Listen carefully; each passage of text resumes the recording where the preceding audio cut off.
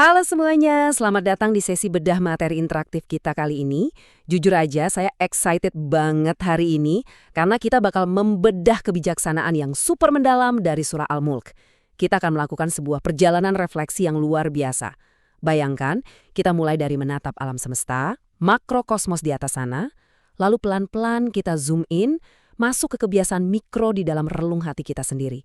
Intinya, kita akan ngobrolin soal penciptaan, pertanggungjawaban, dan tentu saja seberapa powerful yang namanya rasa syukur itu. Nah, biar lebih gampang, ini dia peta perjalanan kita hari ini. Kita bakal bergerak dari rancangan kosmos yang sangat luas, perlahan turun ke kebiasaan dari hati dan tindakan kita sehari-hari. Jadi, siapin jurnal dan catatan kalian ya, karena kita bakal banyak ngelakuin refleksi personal di sepanjang sesi ini. Yuk kita mulai.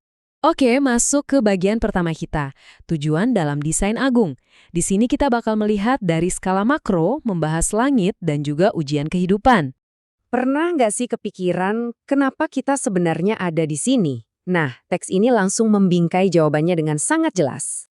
Hidup dan mati itu bukan sekedar kejadian biologis yang kebetulan aja. Sama sekali bukan. Itu adalah ujian moral yang memang disengaja. Tafsirnya menekankan satu hal yang bikin merinding nih. Ujian ini tuh bukan tentang siapa yang amalnya paling banyak loh, tapi tentang siapa yang kualitas amalannya paling baik. Jadi kehidupan ini ibarat panggung untuk menguji karakter moral kita yang sesungguhnya. Terus, teks ini seolah menantang kita. Coba deh lihat lagi, ada yang cacat nggak? Kita disuruh benar-benar menatap ke atas, ke langit yang berlapis-lapis. Tafsirnya menjabarkan, kalaupun kalian coba cari-cari retakan, lubang, atau sedikit saja ketidakseimbangan di langit sana, pandangan kalian cuma bakal balik ke kalian dalam keadaan letih, nggak bakal ketemu. Alam semesta ini dirancang benar-benar tanpa cacat, sebagai bukti nyata betapa agungnya Sang Pencipta. Sekarang coba inget-inget lagi, mumpung lagi bahas ini, yuk ambil jurnal kalian sebentar dan renungkan. Kapan terakhir kali kalian benar-benar berhenti dari kesibukan, menatap luasnya tata surya yang tertata sempurna ini dan sadar, wow, aku ini kecil banget ya.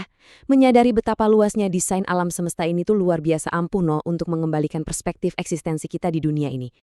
Beranjak dari kosmos yang luas tadi, kita masuk ke bagian kedua, pelajaran alam tentang rezeki. Kita zoom in sedikit ke lingkungan bumi kita ya. Coba deh perhatikan ayat ini. Menarik banget kan? Saat burung mengembangkan dan mengatupkan sayapnya di udara, sadar nggak sih kalau nggak ada yang menahan mereka dari jatuh ke bumi selain rahmat dan kelembutan hukum alam yang diciptakan oleh Tuhan? Bayangin, makhluk sekecil burung yang melayang bebas di udara itu sebenarnya adalah manifestasi nyata dari sebuah desain yang memelihara kita. Nah sekarang coba kita bandingin. Di satu sisi ada langit megah tanpa cacat yang baru aja kita bahas. Di sisi lain, ada kerapuhan kita sebagai manusia. Teks ini menyoroti bahwa di balik semua kepintaran kita, secara biologis kita ini amat sangat rentan. Kita benar-benar bergantung pada rezeki harian, seperti air dan makanan, cuma buat bertahan hidup. Tapi tahu nggak, ketergantungan ini sebenarnya bukan kelemahan, melainkan fakta desain supaya kita sadar posisi kita.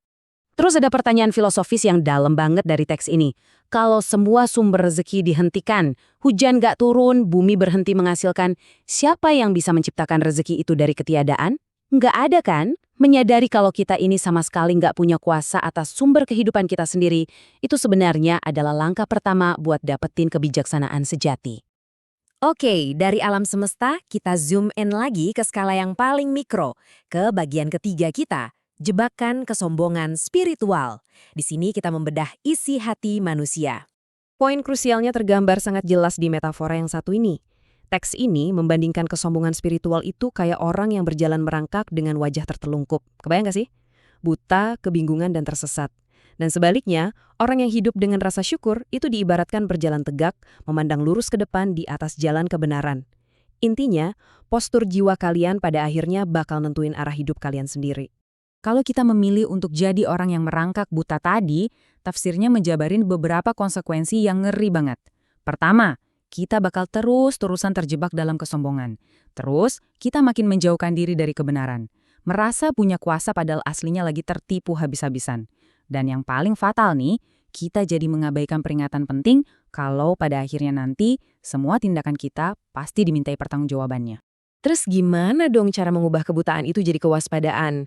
Ini membawa kita ke bagian keempat, berjalan dengan tujuan moral. Kita bahas soal pertanggungjawaban dalam keseharian kita.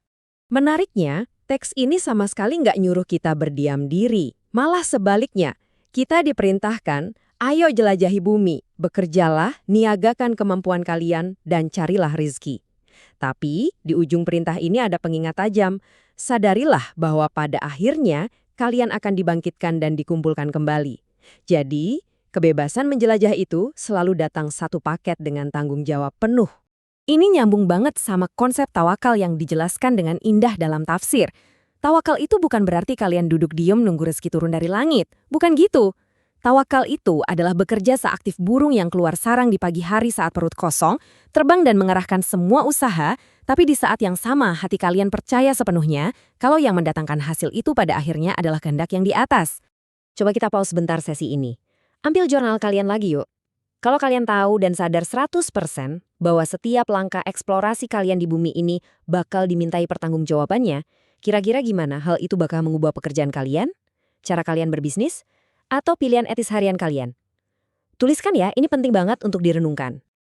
Akhirnya kita melangkah ke bagian terakhir kita, praktek syukur sehari-hari. Kita bakal lihat gimana mengubah pemahaman tadi jadi kebiasaan yang bisa langsung dipraktekkan. Di sini, teks kembali menegur kita secara konstruktif.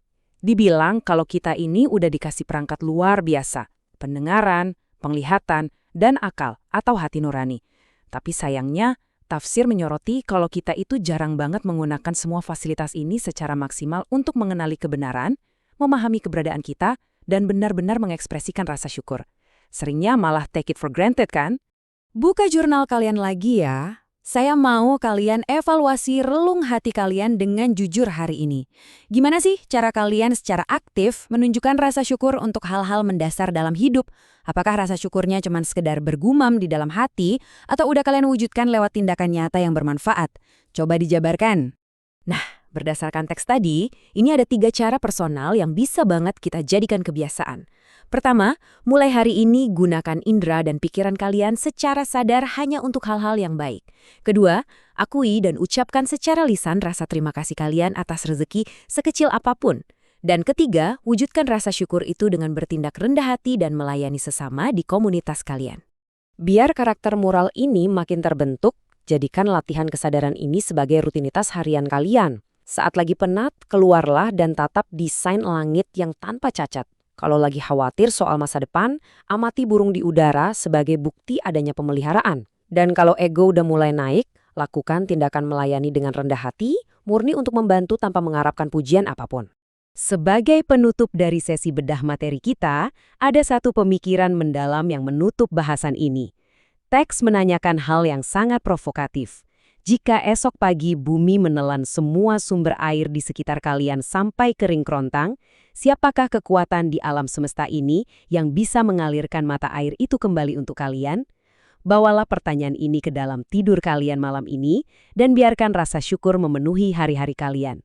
Terima kasih udah belajar bareng hari ini.